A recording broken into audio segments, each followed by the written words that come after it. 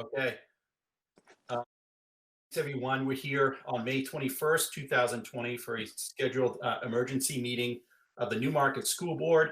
Again, we're meeting under an emergency section pursuant to New Hampshire RSA 91A:2-3B and Executive Order 2020-04, Section 8, and Emergency Order number 12, Section 3. So let's start off by doing a roll call, and let's let us know if you have anybody with you. This is Mike Kennison. There's nobody with me. Elizabeth McKinney, there's no one with me. Kim Shelton, no one's with me. Gary Swanson, I'm alone. Amy Tilton, alone. Susan Givens, I'm alone. Okay. With that, Susan, I did not receive any public comment in my email. I don't know if you did. We did not receive any. Okay. So let's move on with our agenda then. There will be no student report tonight. In terms of school board committee reports, again, I just start out, there's no substantial updates on the building committee. We have probably what will be our last meeting next month in June. There's only punch list items remaining on the project, which we anticipate will be done by the end of June. There are reports from any other committees. Nope, none meeting. Okay, that's what I presume, but I thought I'd ask. Susan, the next item is your report. It's been a very, very busy week here for all of us. The focus of a lot of our time this week has been on pulling together the work groups and determining what those work groups would be, what their focus areas would include, and then of course we had sent out an invitation to staff and students and parents, and we received a pretty good response from all but the students. So we're reaching back out to students to see if we can get a few more interested. It's really important that they participate in the process. Their voice is really important and will help us to be able to make decisions that include their thoughts and ideas. So Sean's going to be reaching back out to the high school students to see if we can get a few more on board. But other than that, the groups are completed as we speak. Letters are going out. Patty is sending out letters to the groups, and along with a document that gives an overview of who's on what group, what the focus areas are, a little introduction, and includes some resources to help everyone, kind of get their minds fertilized around, some of the parameters that we have to work within. So that's going out. We've spent a lot of time on that. Of course, we continue to interview feverishly and provide support to staff and students and parents. We're getting towards the end, and folks this time of year, even if we weren't in remote learning, start to disengage a little bit. The warm weather, of course, calls people outside. So we've been, Sean sent a note out earlier this week encouraging kids to stay focused. We're almost there. And we're just doing everything we can to continue to support staff, students, and parents as we round the corner to the end of our school year. We're also working at putting together, different model of summer school. So both for the students with special needs as well as regular ed populations that may have struggled during the year. So we're still continuing to do our work in that area. So that's really what the focus of our attention has been on. And I think that's all that comes to mind to mention tonight.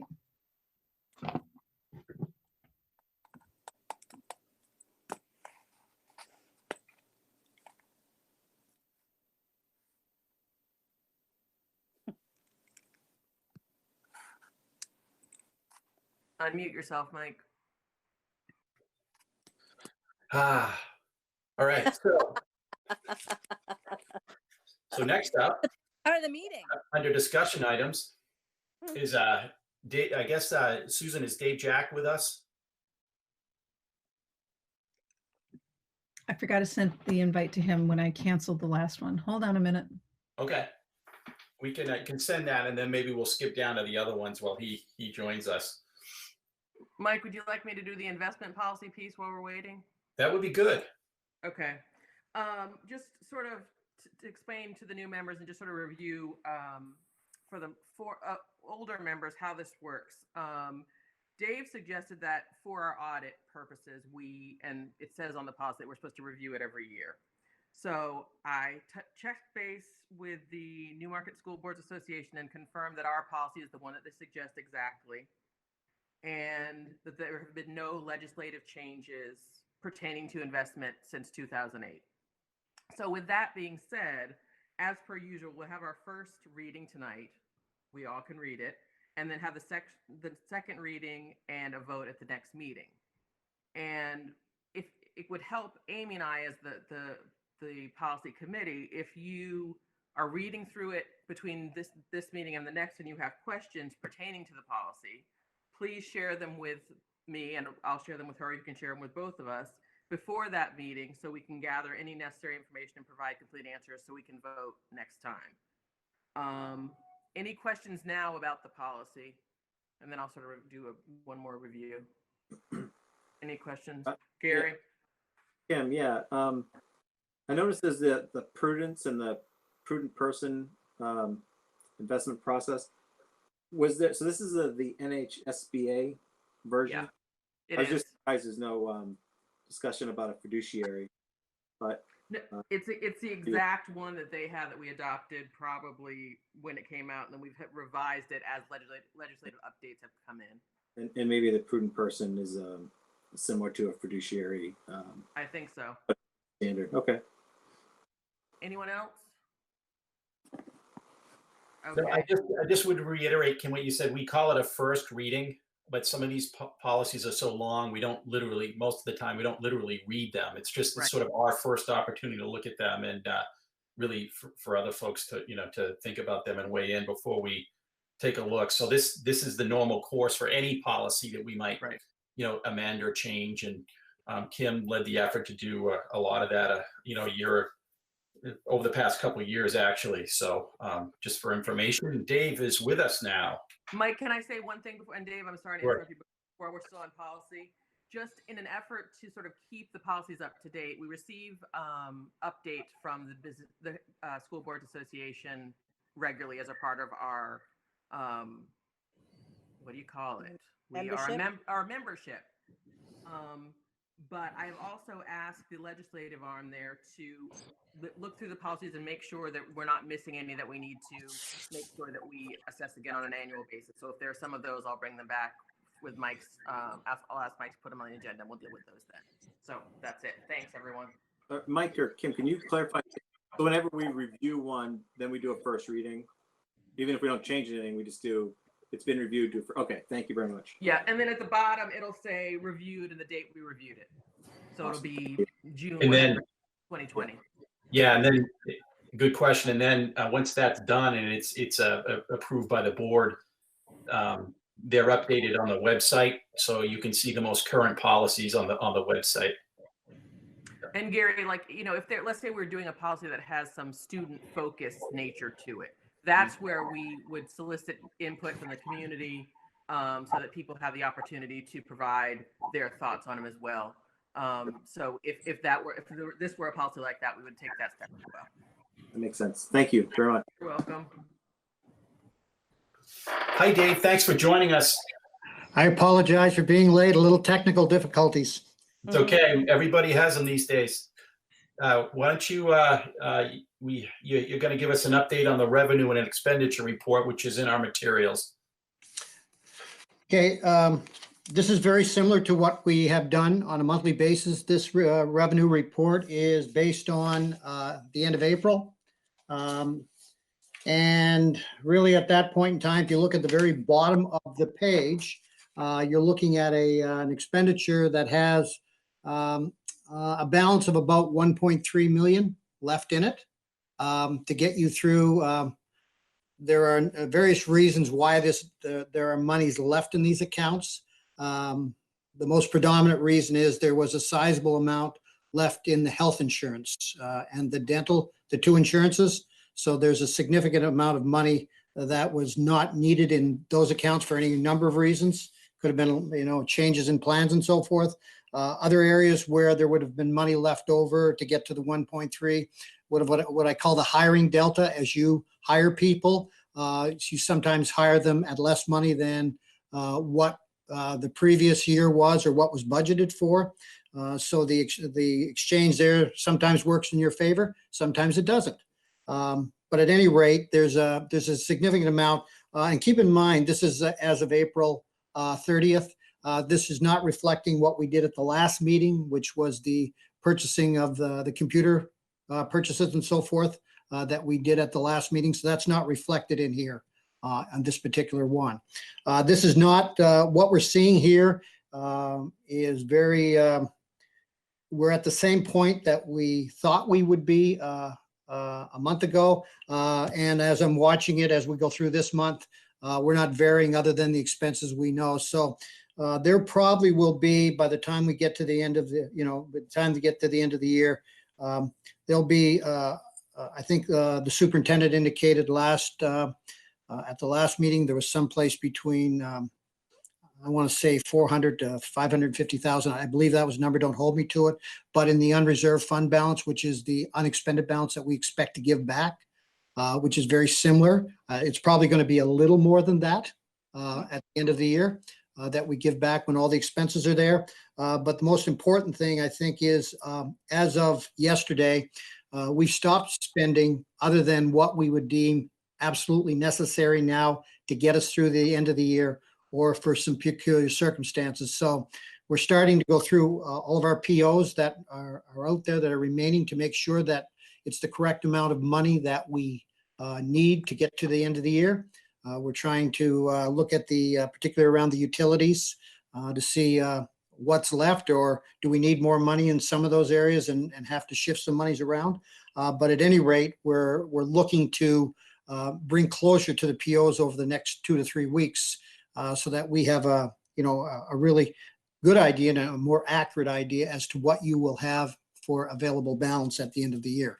But it's evident to me now that that you are going to be able to be very consistent in what you're anticipating to go back to reduced taxation, if you will, the unreserved fund balance at the end of the year. At the top of the page, your revenues are, nothing has changed there other than another district assessed, another payment has come in, and your adequacy aid, there's still some outstanding there, but we're anticipating that, which leaves us with a balance. It's showing about $91,000 of more revenues than we predicted. So you're in a good position there. So all in all, I think it's a good place to be. I think that a lot of what we're seeing today in the balances that are left is attributed to the COVID-19. While we've had some additional expenditures, there are expenditures we didn't have to make. So we're looking at those. One of the things we are tracking in this, and we have set up a tracking within this, is because the state wants to know what expenditures we're attributing to COVID-19. We have isolated about 30 accounts in the budget so that when we spend and we know it's related as a result of COVID-19, we put it there. When we're able to apply for, we have 2 types of grants that we're looking at right now. One is called the CARES. It's based on your Title I. It's about approximately, they're projecting about $108,000 that Newmarket would be available for. And then again, some FEMA monies. You're going to have to justify access to those particular pieces of money based on what you had for COVID-19 expenditures. So rather than wait, and we have a tendency to forget what we've done and then have to go back through everything, we've established those and we've moved all that we know of today to those areas so that you can very quickly ascertain what you've spent. Hey, David, hey, can I Dave, interrupt for a minute? Yes. Can we put the Chromebooks on there? Do you think Chrome- we can get the Chromebooks? Some of those expenditures can go, yes, that's exactly right. And all you're trying to do is you're just trying to get to the level I think you're going to want to know what you spent in COVID-19 to Yeah. some extent. On the other hand, you want to make sure you get to that threshold so that everything that's available, you're able to get. Yes. Dave, Those monies won't come back until probably after we get by the end of this budget year. So those will be monies coming through, but we'll be tracking off this year's expenditures, and your auditors will kind of determine at the end of the year whether you want to take it as an anticipated revenue or do we want to shift it into next year. It's 6 of one, half a dozen of another. Okay. Thank you. does that would that potentially cover, in addition to the Chromebooks, the laptops, and what's the sunset on this? In other words, if we're in our planning phase here, and there are other related needs, we're anticipating to open school next year. Is it possible that some of that may qualify as well? And is there a timing issue for us in terms of making a request? So the answer to that question is, as I understand it, I believe on, I want to say March 19th, could be the 23rd, the governor declared, at that time declared the condition we were in. And at that point, that's when the clock starts ticking. This is an 18-month window from that point on. Okay. So whether or not more monies get added into that as we go along, I'm not sure. It's a little bit, nobody has all of the, if you will, concrete answers. There's still a lot of stuff. Does this qualify? Does this not qualify? We're looking at a lot of that. So initially we were, as we know, with the transportation, we wanted to keep that piece intact. So most districts continued to at least pay their contracts. Is that included? We're kind of looking at that now. That may or may not be, but you have enough expenses, I think, in other areas where you'll more than qualify for that. On top of that, the second piece to this would be a FEMA piece, which goes along with that. And so we're going to apply for those monies as well. You can't apply in one place and apply again. You can only, it's either in one and then that's it. It's kind of one and done. And then after that, it's, you just make sure that you've got all of your expenditures in one of the two places if you can, and make sure that you've gone by what you need to get the maximum amount, if you will, that you're able to get. Hey, Dave, this is Amy. Can I ask you a question? On the expenditures, did we save any money on any other contracts? I know like with the bus transportation, we had saved like, I think it was 8%. Because I was signing manifest one day a few weeks ago and I noticed like the Access Sports contract, and I was wondering if we were going to have to pay that even though we weren't using it. A lot of what we did, particularly in the transportation contract, and that covers two areas: regular education, special education. Those are really where it's at. There were what we're paying is what I would term just enough so that they can maintain their drivers and so forth. We want them to stay intact because they are going to have to come back at some point. And we certainly don't want to be looking for them. We'd rather, Absolutely. At some point, whatever point that is. Some of the other pieces we go through and we look at it. For example, even though we had POs out for athletic transportation for the spring, none of that was used. So any place that we absolutely didn't use something, we weren't billed for it. Okay. Other pieces where we wanted to keep, or we had agreed that we would keep people employed, keep them working, so that when this settles, that you're not without people. I mean, that's the danger here, that when we're all said and done, that we can restore this to what it was before. And that was the effort. I don't think at the time we were thinking about this that everybody was really optimistic. This was all going to settle and hopefully we would be back and running at the beginning of the year. That really remains to be seen at this point. We don't know. But I think we've kept those folks intact. And I think that was the spirit. And I think most districts did that. Okay. Thank you. Dave, Gary Swanson, I was wondering if you could hit a ear disengagement. Could you repeat the unreserved, projected unreserved fund balance for me?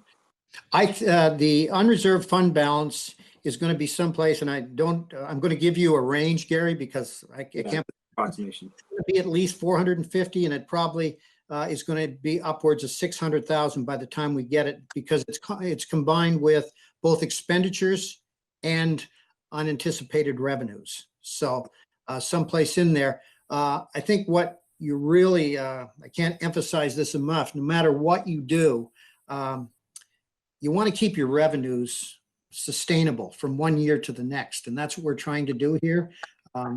I think that, I think you gave back as a community some 600 or thereabouts last year when the audit was through, monies that went across to reduce taxes. The idea is to be at that threshold or a little more, if you will. But, you want to try to achieve that in order to keep that part normal. Great, thank you. Dave, can you also share with them as a way of reminder that we are also going to be turning back money from bond interest? Can you just share with them what that amount is looking like it will be? Because that will be in addition to this $500,000 to $600,000. Right, and thank you for reminding that, Susan. The amount we're anticipating is someplace. I want to say right now it's I think it's around 150,000, but that is part of the thinking. That's part of your excess revenues. You had warrant articles this past year that you voted in March where you utilized some of the bond issue. You got permission to use the interest from the bond to fund some warrant articles. That was passed in March. So the totality of that is, I want to say, it's around $700 and some thousand that you did for those warrant articles. You have bond interest right now around, the bond interest is probably going to come in excess of 825,000, let's say. So there's going to be a delta in there where there's money. Whatever's not taken up with those warrant articles will come back into the unreserved fund balance at the end of the year. You're going to close the bond interest out as you close the project, and at the same time, that money will come back into the unreserved fund and go back to the community to reduce taxes.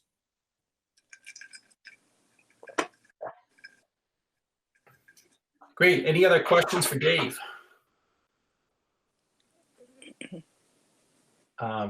Hearing none, thank you so much, Dave, for this. Appreciate the update. Sorry about being late. Nope, that's fine. Thank you. All righty. All right. And then, so next up on our agenda, we had a graduation penciled in there, an update. There's not an update for tonight. So the next item is end of year planning. Susan? Yes, so at the last meeting I had mentioned, that I would like to invite all of the new staff that we're hiring to join us as we close out the year so that there's crossover time with staff that are exiting because they're retiring or leaving with the new folks. And then also so that we can plan as much as possible for the upcoming school year and that they would be involved in our programming for the last several days that we will be here without students. So I had brought that up last time, and I promised that I would do an analysis of what the maximum amount of money it would cost us to do that, so that you would know by approving it what our exposure. Again, this would not be encumbered in what Dave's amount is, but it was also in our thinking as we consider, landing between 450 and 600. Dave and I had already talked about that, and it was included in our back of the napkin analysis. So the total amount, and I'd like to just walk you through it if you turn to that page. So the page I'm referring to is titled FY20 EYO, which is end of year, new certified staff, early start analysis. So I'll just walk you through. The business administrator will be joining us for 5 years, 5 days, 5 years. Oh, how I wish. We have at least 5 years worth of work for. 5 days between now and the end of the year. She won't be joining us necessarily on the days that the faculty and educators will be here, but she's going to be here. And in return, she'll be returning to her current school district for 5 days in the next school year to help that school district onboard their new person. I don't know what the status is of the assistant superintendent in terms of their availability. We haven't finished our hiring process for that position. For the principal, so this would be Dave, the analysis includes him starting a month early. He was scheduled to start July 1. And I'm not going to say he'll be here every day, but I'll tell you he's present now. So he and Erica are co-chairing the assistant principal search. He's joined us on our daily planning meetings. And so he's already begun to transition in. And so more and more, he's finishing up, with his current job. So he'll be able to join us earlier, and we can really use the additional capacity for planning that we have in front of us. So the new assistant principal, if they could, it would be nice. They're on a calendar of 206 days. So if possible, it would be nice if whoever it is would be able to join us for the last 15 days of this school year. Some of it would be when faculty are here, possible, but if not, again, we have an awful lot of planning to do for next year, and to have the additional time with them as we're making decisions and contemplating things would be very valuable. So those are the two big ones there. The rest of them, I just said, okay, if they could be here for 6 days, and not all of them can, what would be the maximum amount of money that we would be putting out in order to be able to do this. And some of these you'll see nothing because they're existing staff. So like, for example, the speech pathologist, the social studies teacher, which I'll talk about later, who we're appointing there is a current staff member.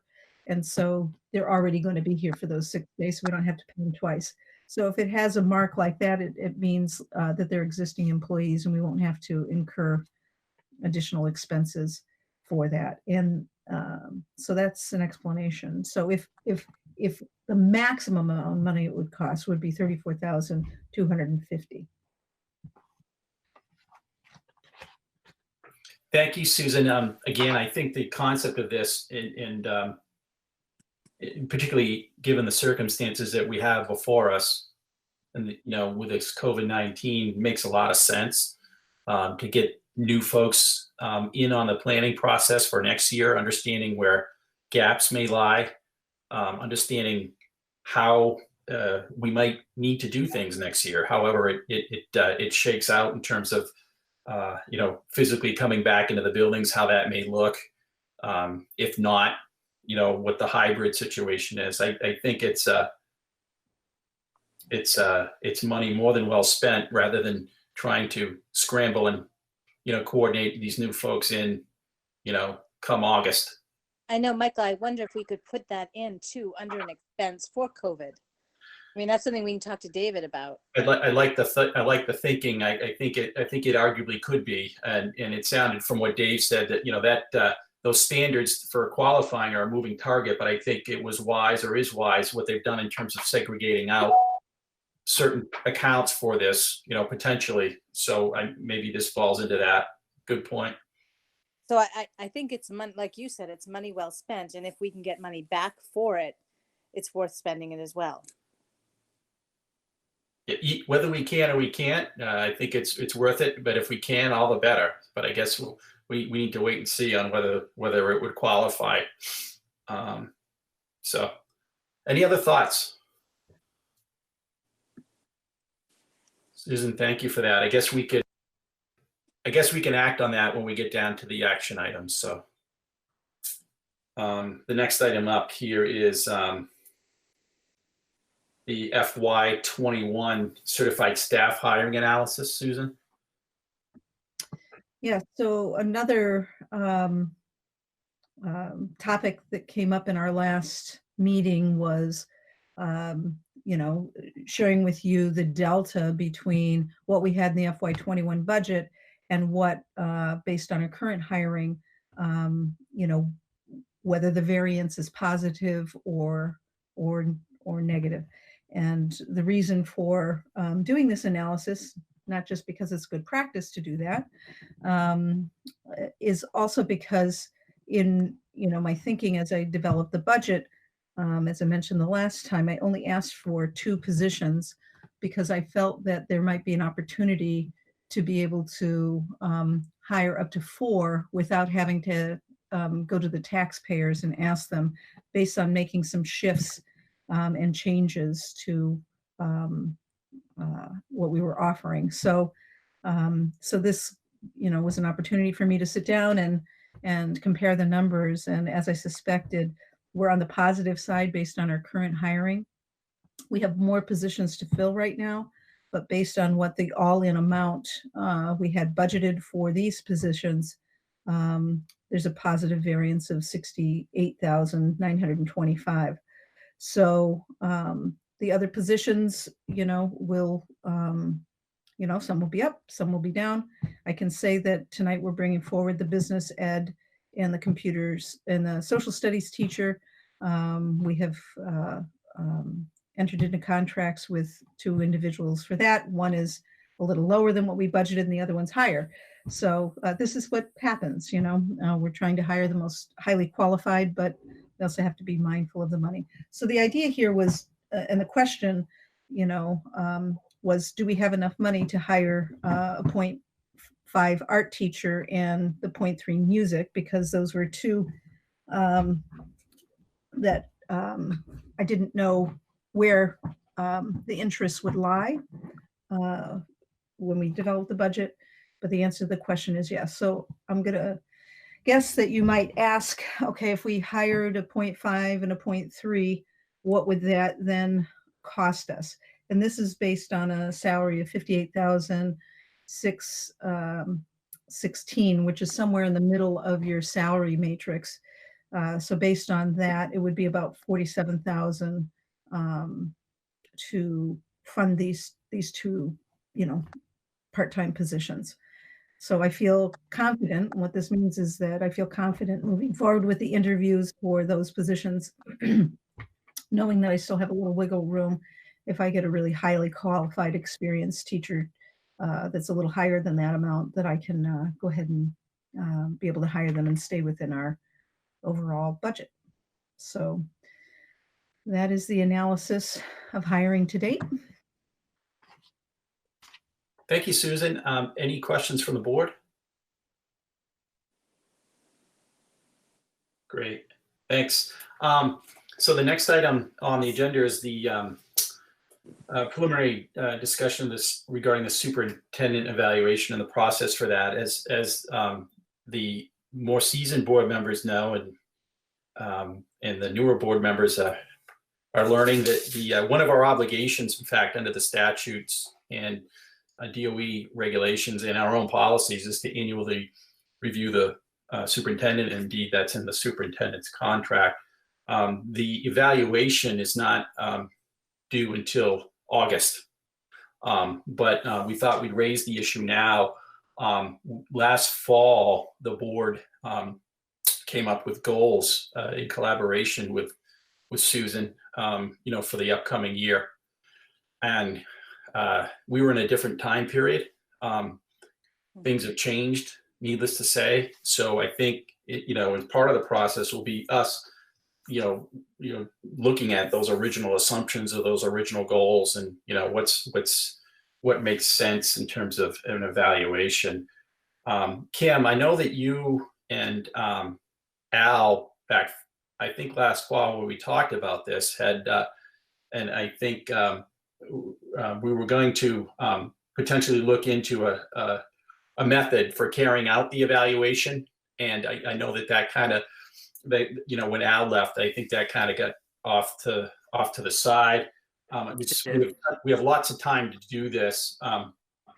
Here's just, all board members can chime in, but here's what I would recommend is that since we have some time, Kim, and I know your background is in HR in part, and you have some experience with this, is that maybe work with Susan and Elizabeth. I don't know if that's something that you're interested as well, having been here throughout the whole year, to do as well, to maybe come up with a proposal for the board for a process, and then at another meeting we could consider that. And if folks want to weigh in now, they're certainly welcome to. But I believe that's sort of the way we've done it in the past. Not to say that that's the best way, but I think it gives us something to start with.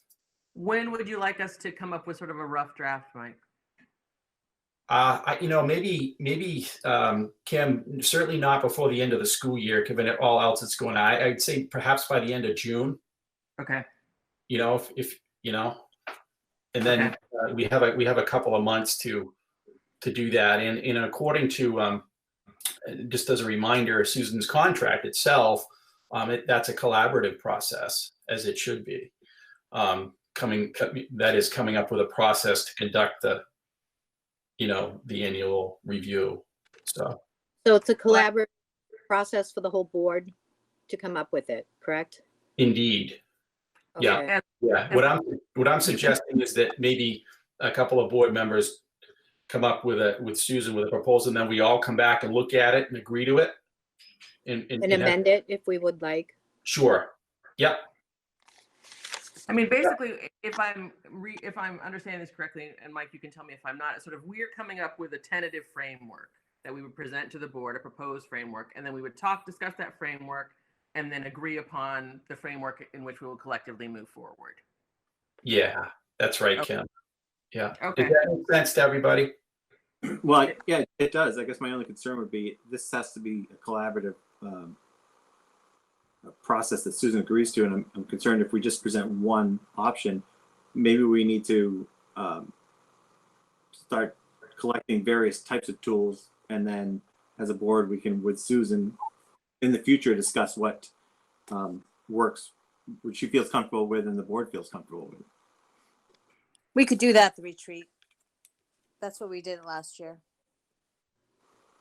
I mean, I think it definitely would be helpful, if we gathered an array of, to your point, Gary, an array of different things, and I think it would become a situation where we, might take part of one and another part of another to come up with our unique document, because that's sort of what has happened in the past is there's never a perfect document, and just not that we'll do this again, but in the past, each person there are two things that we have to do. Aside from Susan's evaluation, we have to do our own self-evaluation as board members. That's another one of our policies. So we'll talk about that later. But aside from that, each of us assessing the superintendent independently based on the criteria.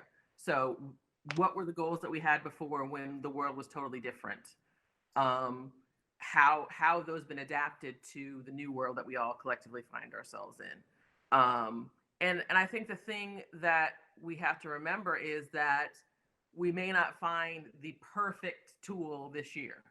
It might be a tool that works within, maybe we will, but maybe we won't. We'll do the best that we can in this circumstance to get the best document, to provide the best and most thorough information to Susan with input from everyone, and then move forward for the subsequent years with a better document. So let me ask, with that piece Mike mentioned about the contract and Susan has to be involved, does she have to agree as well on what we collect and formulate to be the one tool? She would definitely be a part of the development of the tool, yes. But because she'll also have the opportunity to assess herself in this process as it relates to the tool. And one of the things that I think that she has that I know I don't have is specific expertise in the education field as it pertains to appropriate and thorough evaluations. Not that she'll give us the exact one, but she might have the exact one right now that we all say this is the best document that we've seen. Let's use this one. So I think it's I think that if you guys have thoughts, and Mike, please correct me if I'm talking out. Maybe you share them with Elizabeth or me and we include them in the decision in the process of coming up with the potential framework, and then from there decide. So if that's not out of bounds, Mike, I'd be willing to do that. No, that's fine, and folks can all folks can contribute. I mean, we do, as one of our policies right now, have a document. I don't think it's really applicable, and frankly, we might use this time period to, in collaboration with Susan, to come up with a model that we don't have to reinvent every year. I think there Yes, sir. every superintendent every year we reinvent it, so it's not new, because every superintendent is different, every situation is different. So I mean, it's just something. There are multiple choices within the policy right now, and we opted to delay that in hopes of finding a singular process for us to use. But again, that document works for the period in which all 5 of us are on the board, because if people come in and people go out, the document can be thrown out. It's a hard thing. So I think the goal is for us to find the best document for us Under the circumstance. And to Elizabeth's point, I think the evaluation tool we use this year is going to be remarkably different from what we would use in 5 years for Susan, because the amount of experience and the time in the district and all that is completely different. Yeah. So. All right. So Mike, we'll go ahead and figure out some times to meet. If you guys can send us data, we'll get started on that and have a framework to the board as soon as we can, with the deadline in mind. And the only other thing I think we should discuss is I'm really concerned, we're at the end of the school year. I think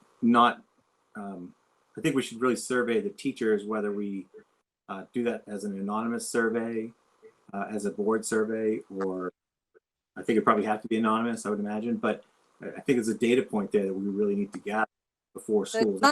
Remember, she's our employee.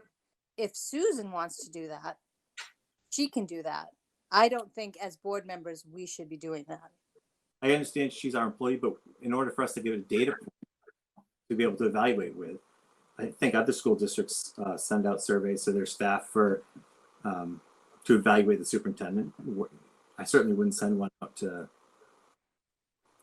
see how, I don't know what would be a good analogy, but no, I think for specific things like the superintendent's evaluation, I think we can discuss it, but Gary, I would just ask how it's potentially germane, especially if it's an anonymous survey. How would you put any real value on it? And if you did that, why would you stop there? Why wouldn't you include the administration as well? Oh, I'm sorry. I certainly would include the administration. I meant all staff. I didn't particularly mean just teachers. And it doesn't have to be anonymous. I thought you probably want it to be anonymous, just because of the interaction we're as a board supposed to have with the staff. I know at my employment we get all kinds of surveys weekly that are anonymous and by address. They're unique, so people can't take multiple surveys, but it gives you a data point and it gives you some insight that we just can't garner. We have no way of seeing what kind of manager Susan is. We can look at the results, which is great, but we also need to be able to see, is she inspiring staff? Is she not? Is the culture and climate improving? I think it probably is, but until we have the data, we're missing a valuable portion. Good point. Yeah, we can give that some more thought, Gary. I really and I have some concerns about it on the front side of it, because that's something that certainly when we were discussing goals last year with Susan and in process, there wasn't any discussion about including sort of that type of feedback. And I think frankly I can't fathom doing other than we can give it more thought. This is just an initial discussion. Okay. So we're just talking it out, but I can't fathom having other than an anonymous survey, because I don't think people would be comfortable doing it. But if you have an anonymous survey, I'd also question the data, because you don't know, you don't know what what it really means. People can say anything. And so I just don't know how probative it, and I'm talking for me, how probative that would be. I'm more, personally concerned with sort of the end result. But look, I mean, we can talk about it, but I also think that as part of a process would need Susan's input as well. Yeah, I understand what you mean about how probative it is. Certainly, we may need to throw out some data sets that are, or some data points that are too far askew, but I would think we're all mature adults, certainly in the district, that we would get some valuable, honest feedback and need to worry about inappropriate comments or. Okay. Any other thoughts on this? I think it just makes it a very political process for evaluation. I've never in my career seen a superintendent to be evaluated in that way. And it's not that I have any concerns over, my performance or, certainly we know that we have a very divided staff. We had it before I arrived. It's been that way for quite some time. I think what you'll find is, that, people will share whatever it is that they feel, and some won't participate in all. Oftentimes what you get in surveys is when people are upset, the upset people respond and that other people don't. And I think that one of the challenges that Newmarket has faced is implementing policies that disempower the superintendent. And I think this might be an example of how you do that. So in other words, if you don't care for a decision because it's not favorable to you in some way, then when we do the evaluation, what we'll do is we'll start this barnstorm, to oust the superintendent. And one thing that's very different about being in the private sector is the fact that it's private sector, it's not public. My evaluation then becomes something that is discussed as this conversation is taking place now in public.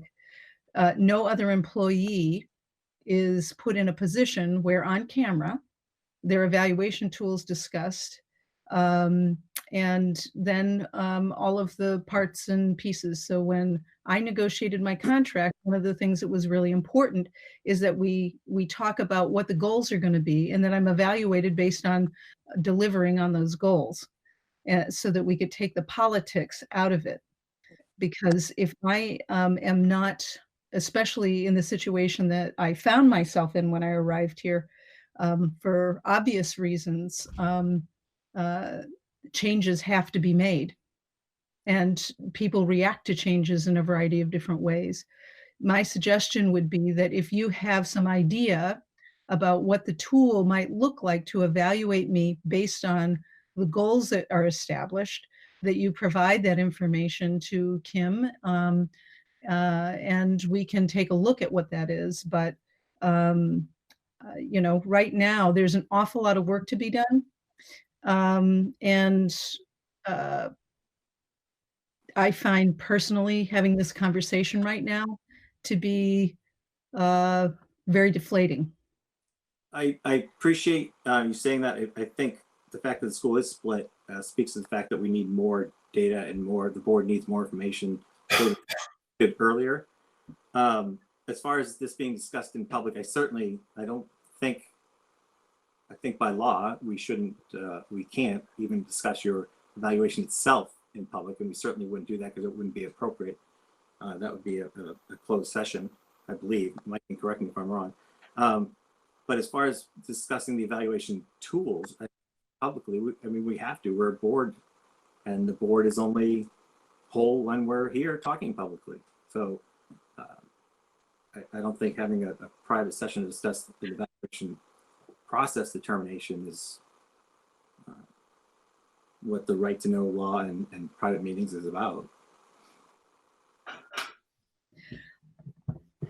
If you feel that stopping right now to evaluate me and discuss the tool is that important, then I'm happy to stop doing a lot of the work that I'm doing in order to work with you to put a tool together.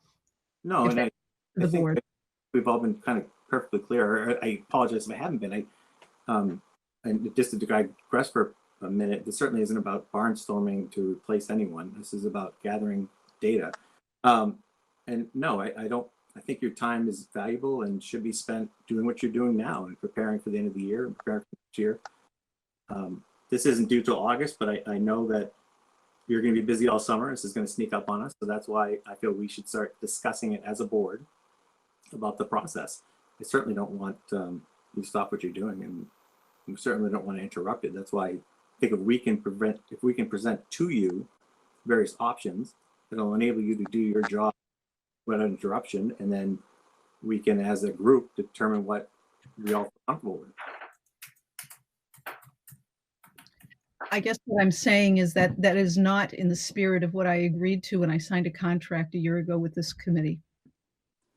Yeah. Yeah, I got to agree with Dr. Givens on this one. I mean, I'm all for data, but listen, I mean, that was the spirit of it. I mean, that we would agree on not only the goals, but the process. And if we're now saying, you know, that part of one of the metrics is going to be whether it's anonymous or non-anonymous, you know, feedback from folks, you know, in the, you know, the administration and staff. I mean, that introduces a whole another thing. And I don't think, frankly, that that's in good faith.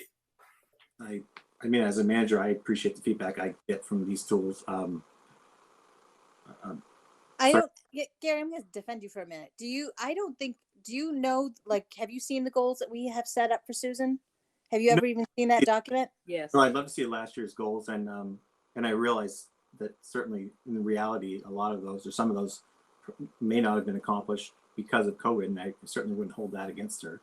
Right. So I think, but if I understand what you're saying, we have to do what we agreed to last year.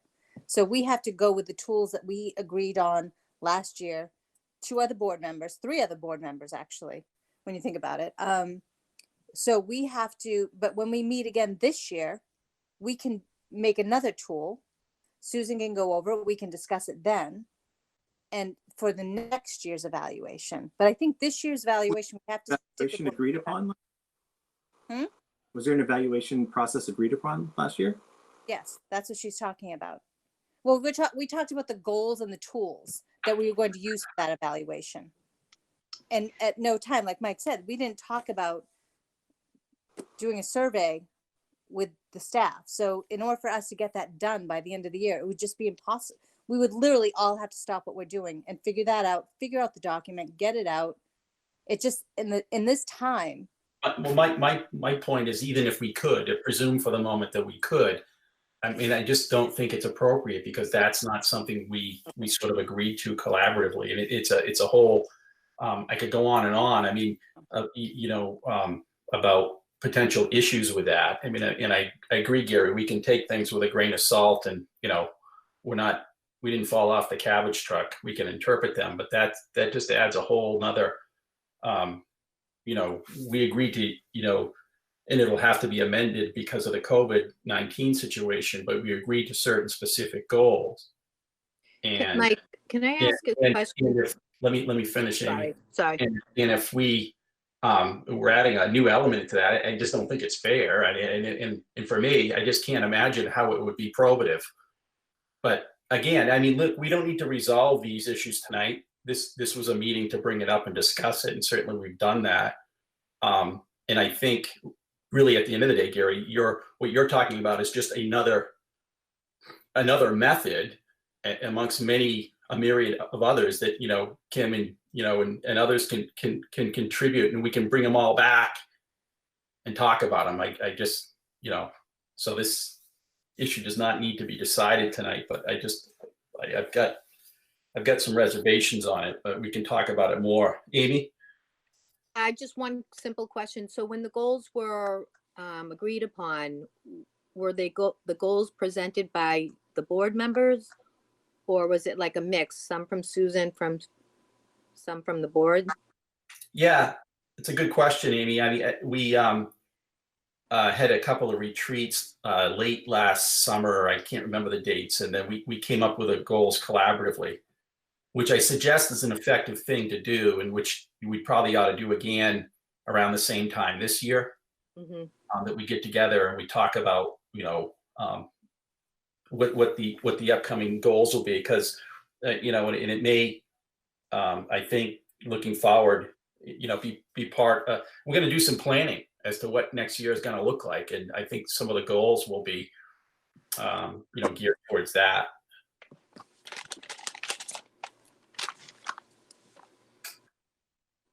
All right. Any other thoughts for the moment? No, I So- think Yeah. we can discuss it more at the next meeting. And figure out how it works. Yeah, whether it's the next meeting or let's should we give Kim some time, and I think a couple of board members ought to do it. And frankly, I think the board members who have been here the longest probably should do it, because they were here last year when the goals were sort of come up with. Maybe come back like I said, sometime maybe by the end of June, and then we can individual board members can contribute methods or whatever they think ought to be part of that, and we can just consider them all, and then we'll have to make a decision, pick which ones we think make the most sense, with Susan's input and collaboration. Does that make sense? Yep, I'll coordinate with Elizabeth and Susan to come up with some times to start the process. And if anyone has anything, they can. Yep. We can send you. Okay. All right. If there's nothing else, let's move on. We have action items. We have approval of minutes for April and May. I'll entertain a motion to approve those minutes in the agenda. So moved. I'll second Amy.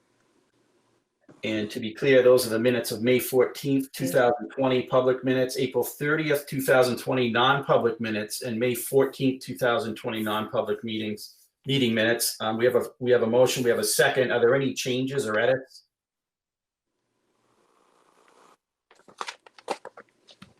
If none, all those in favor with a roll call vote, please say aye. Mike Kennison, aye. Hi, Elizabeth McKinney. Kim Shelton, aye. Gary Swanson, aye. Amy Tilton, aye. That motion to approve the minutes is unanimously approved. The next item is the approval of the manifest. And does somebody have that in front of them? I have the number. Okay. Get the date quick. Unless someone else has it.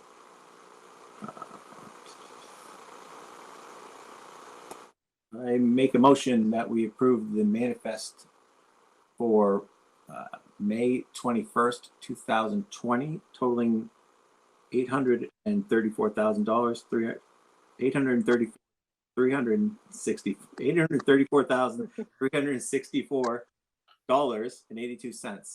I got there eventually. Is there a second? I'll second that. All right. Any discussion? If there's none, by roll call vote, Mike Kennison, aye. Elizabeth McKinney, aye. Kim Shelton, aye. Gary Swanson, aye. Okay. It's Amy, did you chime in? I didn't hear you. I did. Oh. Aye. Okay, thank you. Yeah. So that's approved unanimously as well. The next thing on our agenda is the approval of the preschool scholarship program. Susan, do you want to speak to that? We will be bringing forth a proposal at the next board meeting. Great. And then we've already talked about the certified staff. There's a chart in terms of the cost. I think the maximum, if everybody fully participated, which they won't, was well, the number's there, but it's right around 34,000. Is there any further discussion on that that item? And I'd also entertain a motion to approve it. I'll make a motion to approve. So moved. Amy Tilton. Any further discussion on that item? I guess my only question would be, and I know the answer, but I feel like I should ask it. So this, Susan, it's $35,000, which in the aggregate isn't a lot, but you this is going to be really worthwhile and you feel it's well worth it? I assume. I do.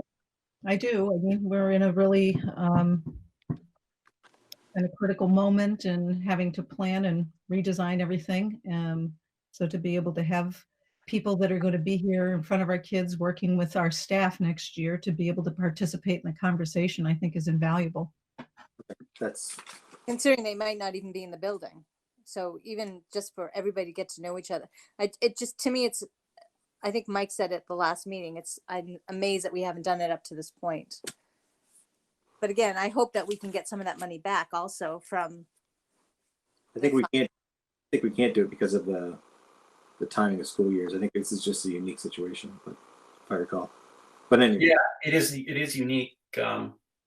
You know, and we do some integration, you know, but typically it's towards the beginning, not the 5 days we have, you know, this year, which is peculiar. But I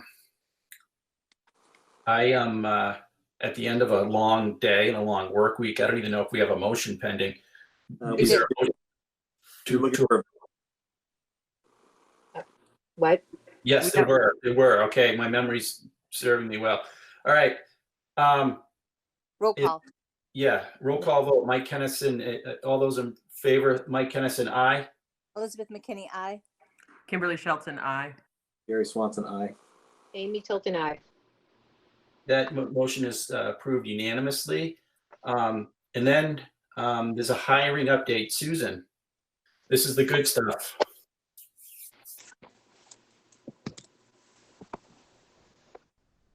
She's out getting dinner. Susan, you're muted. Oh, There you do you want to go to non-public or do you just want me to read the? Let's do that. Let's go into our non-public like we have been to discuss those. And let me get down to the proper RSA. Just bear with me for a second, please. I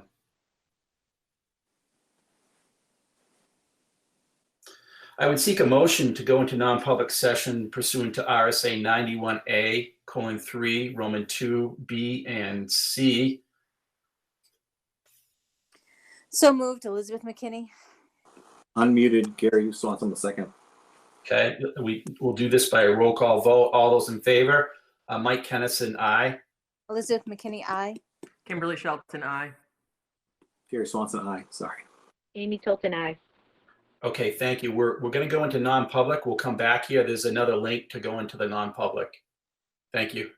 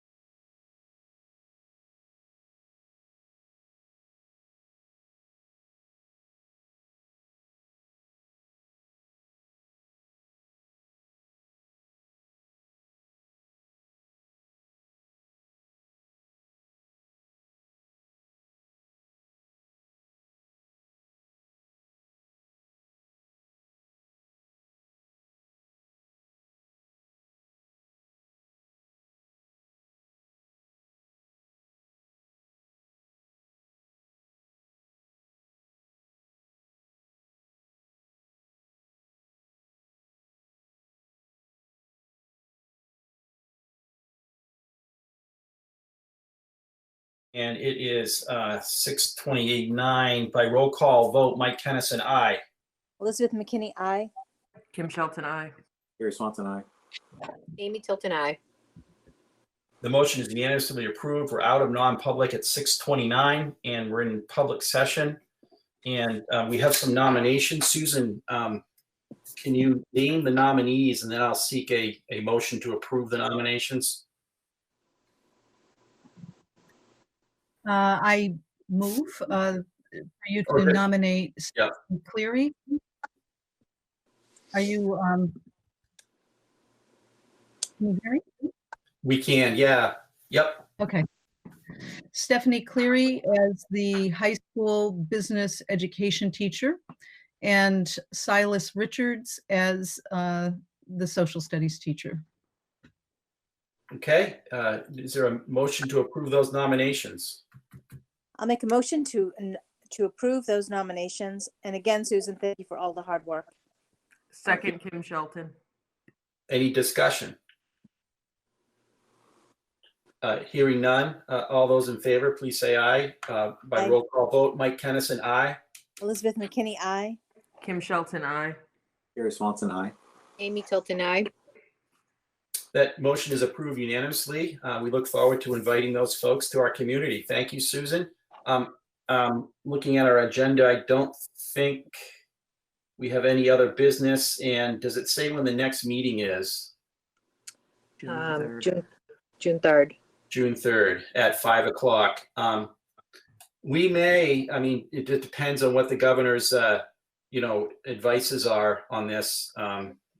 We'll play it as it comes, but, ideally we'd love to get back and meet in person. It's difficult at best to do these things online and have a really, a discussion that flows.